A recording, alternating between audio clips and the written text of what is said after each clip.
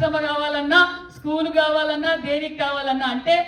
బీసీలను గుర్తించిన ప్రభుత్వం కూటమి ప్రభుత్వం అన్న విషయాన్ని మీకు అందరికీ తెలియజేస్తున్నాం. ఆ రోజు అన్న నందమూరి తారక రామారావు గారు బీసీలకు బంగారు పునాదులు వేస్తే దాని మీద గోపురం కట్టిన వ్యక్తే మన చంద్రబాబు నాయుడు గారు, మన యువగల అధినేత నారా లోకేష్ బాబు గారు అనే విషయాన్ని తెలియజేస్తున్నాం. ఈ వేదిక ఇలా పంచుకోగలుగుతున్నాము అంటే ఆ రోజు అన్న నందమూరి తారక రామారావు గారు బీసీలను హక్కును చేర్చుకున్నారు కాబట్టి ఈ రోజు మనం వేదిక పంచుకోగలుగుతున్నాం అన్న విషయాన్ని మీకు తెలియజేస్తున్నాం. మరి నేను తెలియజేసేది ఒకటే, బీసీ వెల్ఫేర్ శాఖ మంత్రిగా ఈ రోజు కూటమి ప్రభుత్వం అధికారంలోకి వచ్చిన తర్వాత మన ముఖ్యమంత్రి గారు, మన డిప్యూటీ సీఎం గారు, మన యువగల మరి విద్యాశాఖ మంత్రి గారు ఈ రోజు బీసీ హాస్టల్స్ లో కావచ్చు, బీసీ గురుకుల పాఠశాలలో కావచ్చు, మరి పెద్ద పెద్ద వ్యక్తులు గౌరవంగా వాళ్ళని జయంతి కావచ్చు, వర్ధంతులు కావచ్చు, మనం